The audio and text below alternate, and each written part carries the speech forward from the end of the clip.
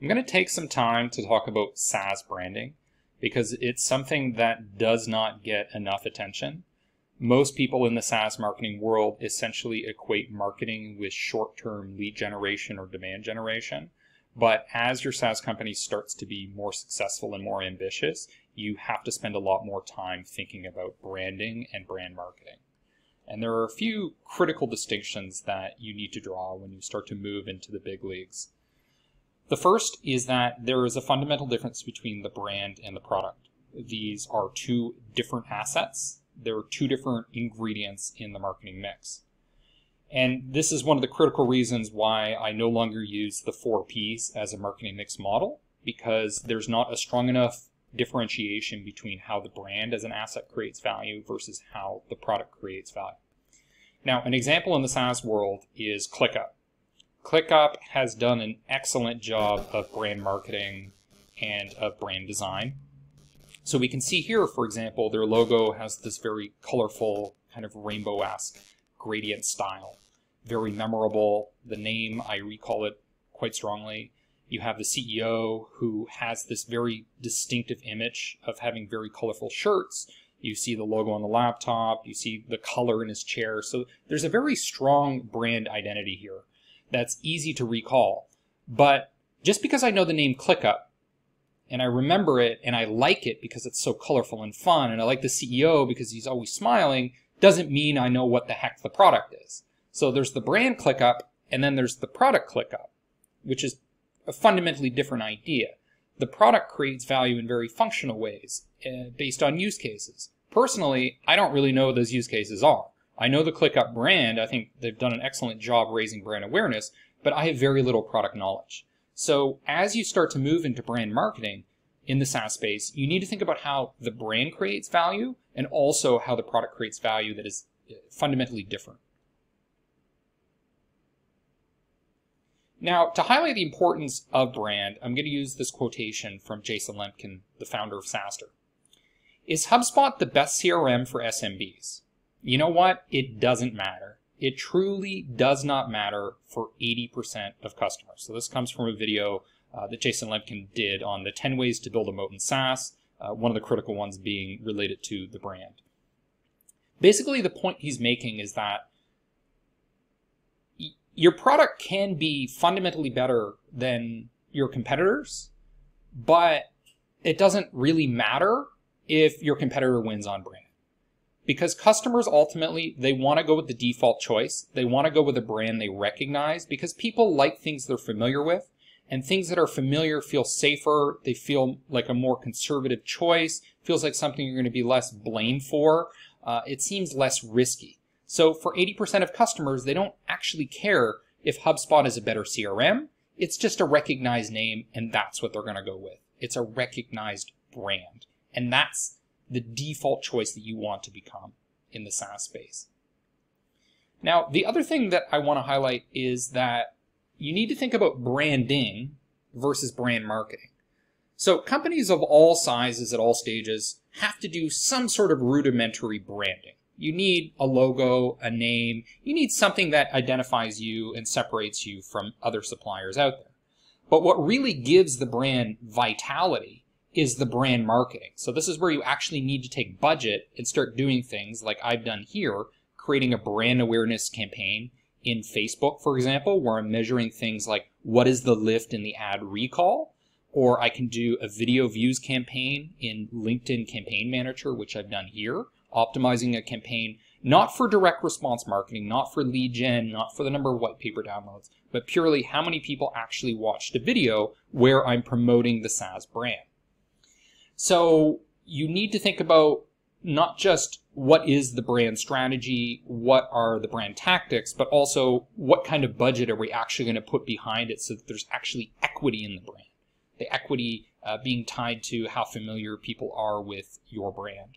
So another quote from Jason Lemkin, investing heavily in brand past 5 million to 6 million in ARR and go long. So he's talking about building a moat for your SaaS company, which depends a lot on the brand marketing. The other thing is often when we're talking about awareness, there's a stigma associated with it. Like Why would we invest in brand awareness? It doesn't generate revenue. But that's something that you do need to do in the long term. You do need to build that long-term brand recognition. But there is other types of awareness that isn't just about the brand. So for example, there's problem awareness. Are people even aware that the problem that you solve is worth selling? There's category awareness. Are people even familiar with the product category that you're participating in? There's product awareness. So not only are people familiar with your brand name, like ClickUp, but are they actually familiar with your product, its use cases, its functionality? And then once they're product aware, you need to think about raising awareness of things like special offers that you have, sales discounts. So we need to differentiate between different types of awareness and recognize that awareness marketing is much more sophisticated and more granular than simply raising awareness of the brand. It's raising different levels of education at different stages.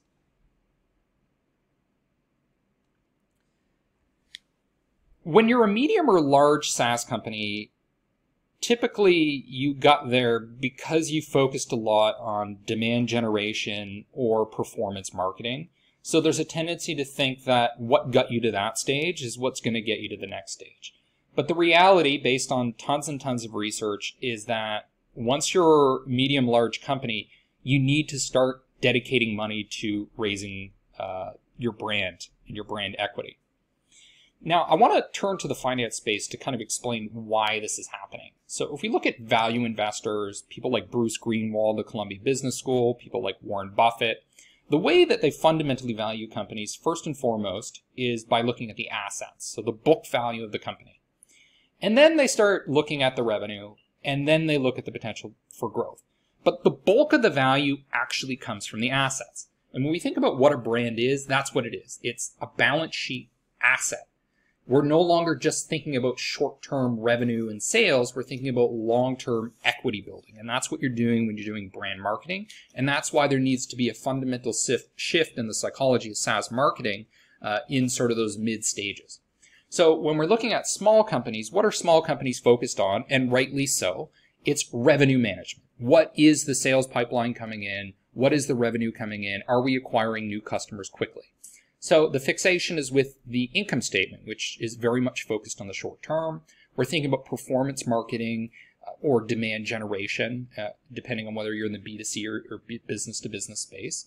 And then when you're a large company, there's a shift in mindset that's happening. It's no longer just about short-term revenue. Now we're thinking in terms of asset management.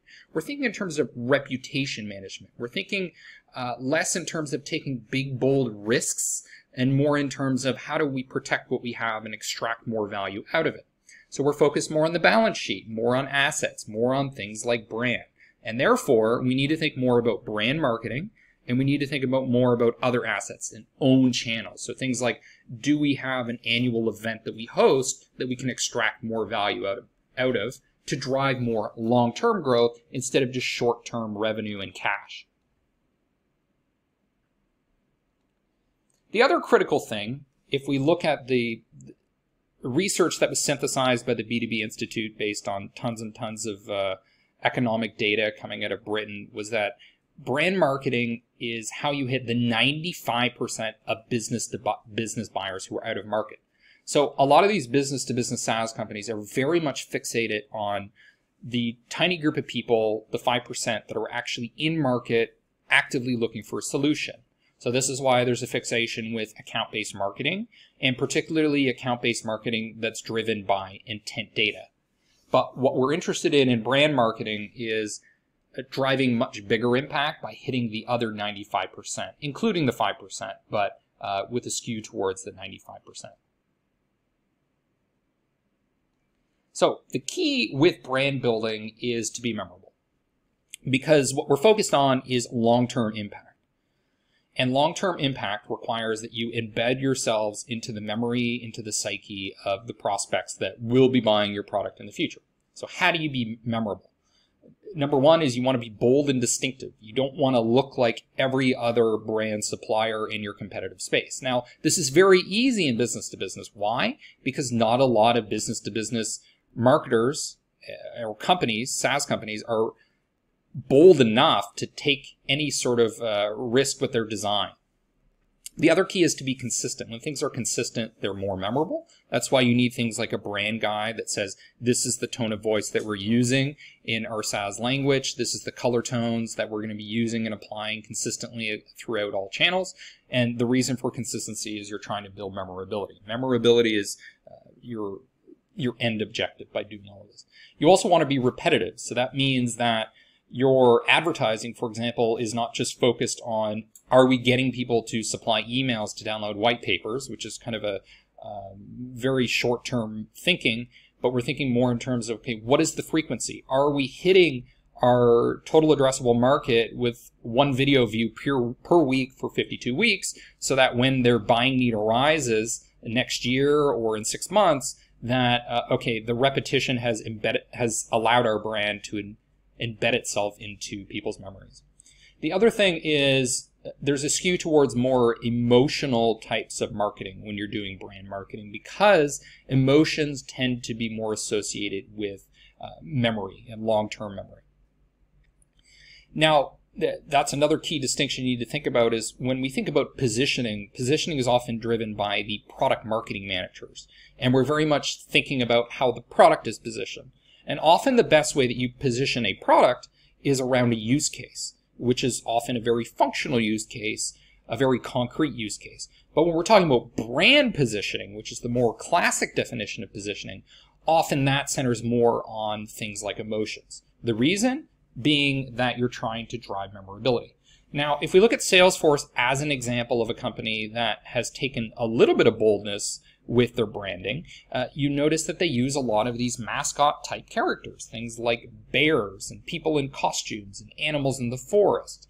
It's more memorable than just being a globe or some sort of technical wires or something like that. Going with something a little sillier, a little more consumer-esque is going to build a stronger brand even in the business-to-business enterprise space.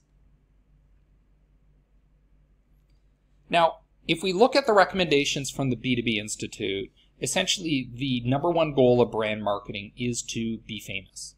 And if we think about what Jason Lemkin says specifically in the SaaS space, is you want to become the default choice. So this isn't just about brand awareness. Brand awareness is a meaningful metric to track, but really you want to be famous. You want, whenever there is a buying decision that comes up, you're just immediately recalled without much cognition required at all. And to become famous, there are critical changes that you need to make, such as I showed earlier, doing things like coming up with mascots, something that not a lot of business-to-business SaaS companies are going to do. Another thing that I recommend is that you drive word of mouth by working with influencers. Now, by influencers, I don't just mean people that are on Instagram taking photos with celebrities and fancy fashion bags, things like that. What I mean is the people, the brands, the companies, the organizations that influence the target customers that you want to buy your product. Now, these could be presidents of associations. They could be CTOs at very credible companies. They could be people that write blogs, people that organize events. They could be moderators in Facebook groups. Whoever these people are, they have a lot of reach, so they can reach a lot of people. They have influence, so that people trust what they're saying. And it's one of the simplest ways to raise your brand awareness efficiently. Because if you raise your brand awareness with a select group of influential people and brands, then they're going to disseminate the message to other people. And one of the easiest ways to find who the people and brands are that influence your target customers is to use this free tool called SparkToro, and you can basically put in some criteria for who your target customers are, and the SparkToro will spit out who those influencers are that you can reach out to through things like direct mail and etc. All right, another good approach to take with your marketing communications to raise your brand is to communicate a strong point of view. And this is clearly articulated by, I believe, is the head of content strategy published an article at metadata.io. And I think GOG is a great example of a SaaS company that has gone with bold branding, bright colors, all sorts of effective marketing on the brand communication side. But also on the narrative side, he's pointing out that you want a clear, unique point of view. Now, if we look at a company that did this quite effectively, was HubSpot. HubSpot, for years, kept pushing this narrative of inbound marketing is the hero, and outbound marketing is kind of this outdated thing that nobody likes because it's disruptive, and they created a lot of negativity around outbound marketing. I'm a big fan of outbound marketing, but it doesn't matter. The point is HubSpot took a strong position, and it helped them go viral. It helped them go big, promoting this idea of inbound marketing. Now, something that I like to promote is this idea that SaaS companies need to go big, or they need to go back to selling services, because I believe SaaS companies are not greedy enough, and they're focused too much on granular, isolated improvements, not enough on big impact market domination. And that's a narrative that I'm communicating in various ways. Now, the other thing is that as you make the shift from just doing kind of short-term demand generation types of marketing, you need to start developing a brand plan that is separate from your marketing plan, separate from your demand generation plan. And I'm doing a gross oversimplification just because I don't want this video to be too long. It comes from Strategic Brand Management, excellent book if you want to develop brand strategy. But these are three of the critical things you need to consider. So the brand strategy, how the brand itself as an asset creates value through psychological means, through functional means, and monetary means. Then there's the brand design, which is the obvious things like a logo, but also some things that perhaps you think are less obvious, like coming up with a mascot in business to business, coming up with sounds, and also figuring out what kinds of things you want to associate your brand in the design with. So in particular, the things that I would emphasize is the buying scenario. So maybe it's like a virus hit your company, so you need to align your brand as a security software with that situation so that the brand recall is very strong when that event happens. Okay, and then there's also the brand communication. So this is focusing on product touch points, prospect touch points. So things like when they're on LinkedIn, when they're on Facebook, when they're watching on TV, when they're at the checkout or they're ready to request a consultation, these types of things. Also the brand positioning, so what gets emphasized in the communications and the position that you want to hold in people's minds, and applying the communication consistently by having a brand guide that everyone in the marketing department uses. So I just want to close with a quotation here from Jason Lemkin, basically highlighting the point that although brand and brand marketing is underemphasized in the SaaS space, especially in the business-to-business SaaS space, it's fundamentally how you win in the big leagues. So, as Jason says, the real moat in SaaS is brand. Almost every market leader has a really good competitor or two or even three that would honestly do the job just as well. So the point that he's making is that even if your competitors have very comparable products to what you're selling, ultimately, if you win in the brand competition, you're going to win in the market.